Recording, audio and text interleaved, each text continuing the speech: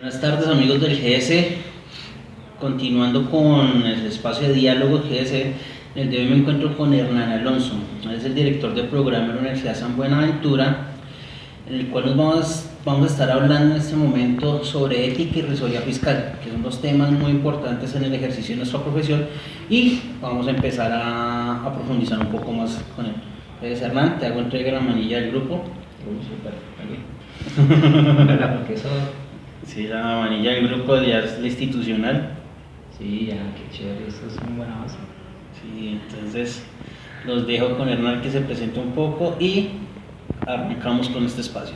Ok, perfecto. Bueno, como que presentación, pues yo soy contador público de la Universidad Autónoma de Colombia, con algunos estudios posgraduales y ahora a cargo del programa de Contaduría Pública aquí en la Universidad de San Buenaventura, donde nos encontramos. Y agradecerle a Jan Sebastián la invitación a conversar un poquito sobre este tema, sobre todo desde la perspectiva como ética y todo este tema de la revisión fiscal. Bueno, cuéntame. Bueno, aquí aprovechando ya que sé que tienes harta experiencia en la parte de ética, me gustaría conocer la opinión acerca de la ética del revisor fiscal. ¿Qué implicaciones tendría en el ejercicio profesional? Bueno, es que el tema de ética es una cuestión que en mi concepción es parte de la construcción de la misma profesión. A veces uno escucha que la ética es como de la casa, que uno le enseña a ser ético en su casa, que uno aprende la ética es en la vida cotidiana. Y eso hasta cierto grado es verdad y es una afirmación, pero también podemos establecer que la ética es importante en la profesión del contador público porque es un constructo propio de profesión. Estamos diciendo que los contadores públicos tenemos una forma de actuar que es propia al ejercicio del contador. Entonces, cuando uno habla del ejercicio del revisor fiscal y que debe ser una persona incolume, que debe ser una persona que de un rigor ante las organizaciones para hacer que las empresas sean confiables ante la sociedad, para el negocio y todo eso, implica que ese revisor fiscal ante todo debe ser una persona de alto nivel de confianza. O sea que estamos diciendo que debe ser una persona ética absolutamente, y esa ética ya en términos profesionales implica pues que actúa como contador público con una construcción propia de la profesión. Los contadores públicos tenemos un código de ética, por ejemplo, que dice que somos profesionales íntegros, o sea que es un profesional que tiene una forma de actuar muy apropiada, y eso es integridad.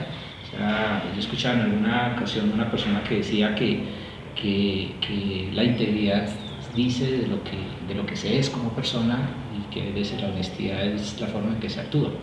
Entonces uno puede actuar honestamente, pero de pronto no es tan íntegro como debe ser, ¿no?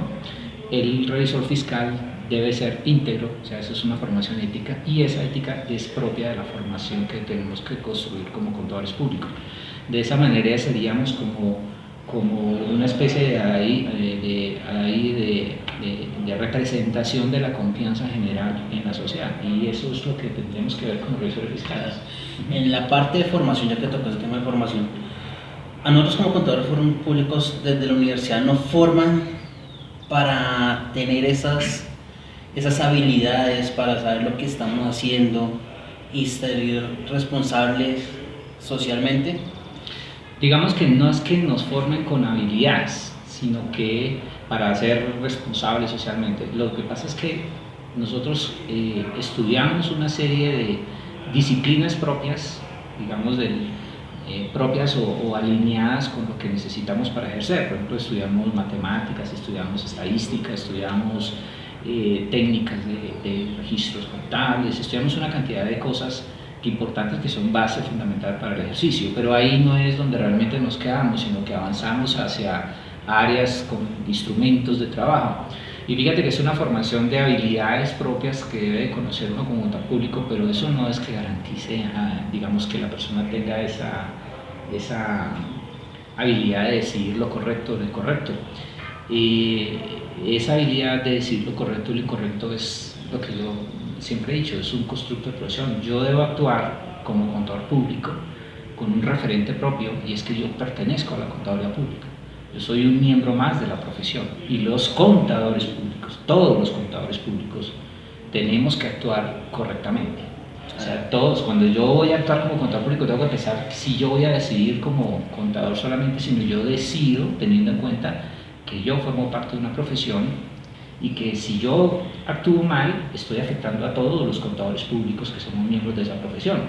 O sea que mi referente debe ser una colectividad que actúa con un propósito de generar confianza pública. Claro que sí. Entonces eso es lo bonito, ¿no? Y la decisión, la formación, es una cantidad de herramientas que me permiten a mí trabajar adecuadamente, y tengo que tener siempre un concepto que tal vez se nos olvida a muchos, y es que somos seres que tenemos que ser conscientes de nuestros actos. Claro. Cuando uno es consciente de sus actos, pues sabe qué es lo que tiene que hacer.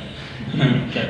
Al hablar de que seamos conscientes de nuestros actos, también podríamos estar hablando de la parte del juicio profesional. Aparte del juicio profesional también empezamos a ver la parte de delitos, las responsabilidades que tenemos como revisores fiscales, como contadores. Entonces ahorita surge esto para hablar: ética, delitos y el ejercicio profesional. ¿Cómo podemos hacer entender a las personas o a los contadores en ejercicio o futuros contadores esas tres palabras, lo amplias y también lo complicadas que son en el ejercicio profesional cuando estamos ya ejerciendo? Sí. La ética es una reflexión de la moral del ejercicio, ¿no? La ética es como lo que hace que se dinamice la moral. Usted decide éticamente algo que es correcto y eso dinamiza la moral de toda la organización. Por ejemplo, cuando un contador público tiene que tomar una decisión frente a una presentación de información, un ejercicio práctico que es preparar una información financiera.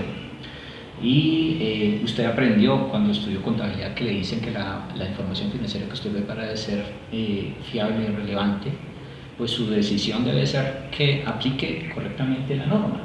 La norma le dice que lo que usted está haciendo debe ser fiable y relevante, implica que usted va a hacer un ejercicio profesional adecuado. En ese momento tiene que tomar una decisión ética, porque pues seguramente las organizaciones presionan para que la cifra diga algo que no es. Entonces ahí pierde incluso cosas importantes de la contabilidad, como la neutralidad de la información.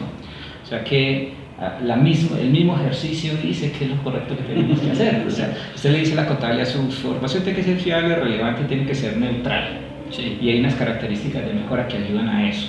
Usted lo que tiene que hacer es eso, correctamente, bien hecho. Si usted no lo hace, pues ya no está haciendo contabilidad, porque ya perdió todas las características que debía tener la información con un propósito de toma de decisiones económicas y negocios correctos. Entonces fíjate que el concepto ético, en cierta manera, ayuda a direccionar la moral de una empresa cuando usted le dice que la información se debe preparar así, porque las normas para preparar la información tienen unas características propias que hacen que esa información realmente sea útil y que la gente que va a tomar decisiones tome decisiones correctas, porque ese es mi trabajo como contador, ese es el ejercicio. Y fíjate que ahí está inmerso una práctica ética, y esa ética dinamiza un poco las organizaciones para que tomen decisiones adecuadas.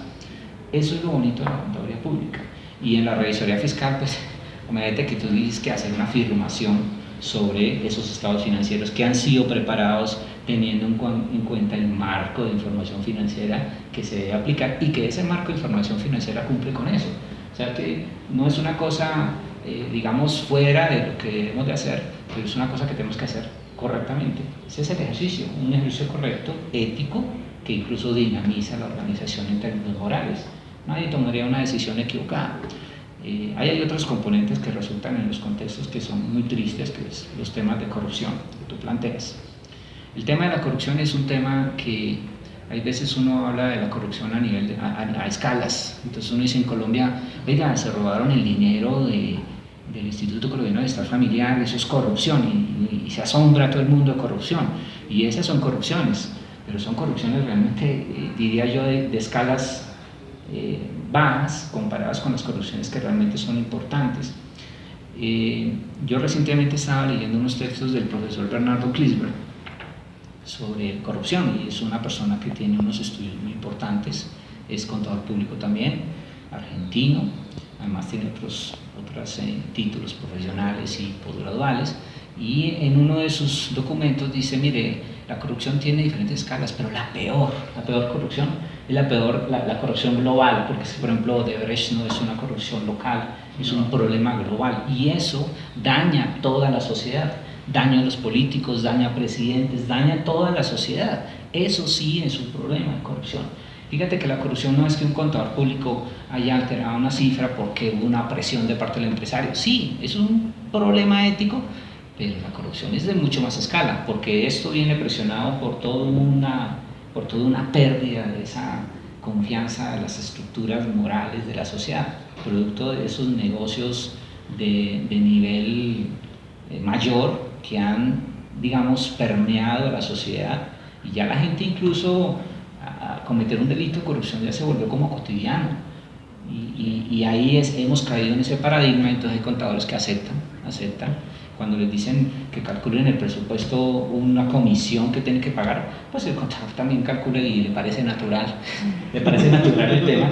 Y mire lo curioso, no es porque él se haya equivocado, sino porque las estructuras sociales están totalmente debilitadas. El problema de corrupción no es un problema solamente de ética de la persona, es un problema de estructuras ya morales a nivel grande, porque ese problema ya ha sobrepasado la corrupción sencilla o simple, digámosle, sin obviamente desconocer qué es corrupción, pero que haya un hurto en un contrato público dentro del país, pues sí es una corrupción, pero no es como la que deberíamos de enfocarnos. Hay que empezar a atacarla desde arriba. Entonces, la ética es en un ejercicio, es un ejercicio correcto que genera una moral en la empresa adecuada, pero los problemas de corrupción no sobrepasan, y a los contadores públicos ahora nos están buscando la manera de achacar ese límite.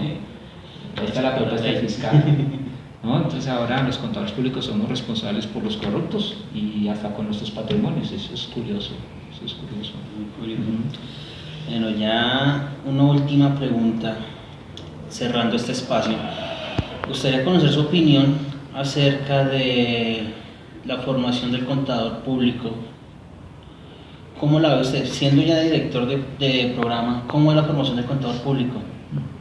Hay unas discusiones, hay veces que he tenido aquí en los comités de trabajo de currículos, precisamente sobre ese tema de la formación que se está dando. Yo veo con un poquito de tristeza, digamos, lo que está pasando en el tema de los programas de contaduría pública, algunos programas que tienen unas estructuras de formación muy débiles, y además digamos que en cierta manera la profesión ha bajado de nivel porque se genera como una masificación de la formación tan de bajo nivel y con tan bajo perfil que pues entristece un poco el ejercicio futuro. Las facultades tienen que revisar ese tema. Yo creo que tenemos que empezar ya en esta economía global, porque ya no preparamos contadores públicos para un tema local. O sea, estamos hablando de que estamos ya inmersos en una economía global, hay estándares globales que el país ha venido adoptando, hay regulaciones internacionales a las que nos hemos comprometido como país por determinaciones políticas que se han hecho, y que no es que sean malas, sino que eso nos obliga a mejorar nuestro perfil de contadores públicos. Yo tengo que leer información financiera de otros países. Eso implica que el contexto económico que ya tengo que entender no es solamente el nacional, si estamos hablando desde un macrocontexto y una serie, digamos, de metarrelatos globales que hay que empezar a entender. Y si yo sigo preparando contadores públicos como está pasando, el futuro de la profesión no va a ser muy bueno. Definitivamente hay que revisar el tema y hay que empezar a ajustar incluso el perfil de ingreso. Yo diría que para ser contador público, quien llegue a una facultad de contaduría pública a estudiar tiene que tener una serie digamos, de requisitos previos de conocimiento. No debería ser cualquier persona que ingrese, porque es que esta es una profesión de alto impacto social, económico, y hoy en día con unas responsabilidades globales de negocios, de preparar información para decisiones. Entonces yo no puedo aceptar a una persona que que no tenga una base de conocimientos importante, y la profesión tiene que centrarse mucho más en cosas o en temas que sean muy fuertes y muy relevantes para ese profesional. Hay universidades que digamos, la educación en Colombia tiene un problema de entrada, ¿no? Que la universidad tiene que empezar casi que a resolver un problema de la educación media, vienen terriblemente mal preparados, y dentro de la universidad le toca a uno poner cursos hasta de comprensión de lectura, porque el estudiante no sabe leer, no sabe escribir, no sabe cálculo, no sabe álgebra, llegan muy mal preparados. Entonces yo diría que si va a entrar a estudiar contaduría pública, deben ser los mejores estudiantes de las universidades, de los colegios, en esas líneas, en las cosas que son básicas para poder ser contador. Debe tener buen nivel de lectura, de escritura, de redacción, debe tener buenos conocimientos matemáticos, buenos conocimientos de estadística, y no que la universidad lo forme, porque yo pierdo tiempo formándole esas cosas, y dedicar más bien el tiempo a formarlo como una persona con altos conocimientos de economía, de negocios, de finanzas, de banca, de mercados de valores, de mediciones económicas, de econometría, o sea, cosas que realmente lo fortalezcan, y eso es importante.